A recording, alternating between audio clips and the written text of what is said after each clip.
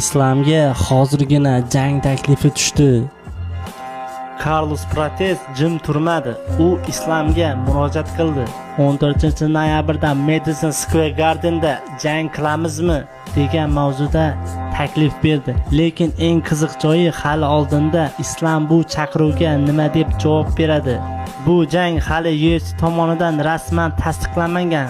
Chunki Islom UFC 330 da Yen Garini mag'lub etib 17 ta ketma-ket UFC g'alabasiga chiqdi. Bu UFC tarixidagi yangi rekordlardan biridir. Yen Gari Islomni to'xtata olmadi, lekin endi oldinda undan-da xavfliroq raqib turibdi. Ko'pchilikni qiynayotgan savol: jang joyi ham aniq, sana ham bor, raqib tayyor, faqat bitta narsa yetishmayapti. Islomning ha degan javobi. Agarda Islom bu taklifga rozi bo'lsa, UFC 334 da yangi urush boshlanishi aniq. Sizningcha Islom bu jangni qabul qiladimi? Do'stlarim, nima deb o'ylaysiz? Islom Pratesni muddatdan oldin yo'q qiladimi yoki Carlos Prates Islomni nokaut qila oladimi? O'z fikrlaringizni kommentariyada yozib qoldiring va like bosib obuna bo'lishni unutmang.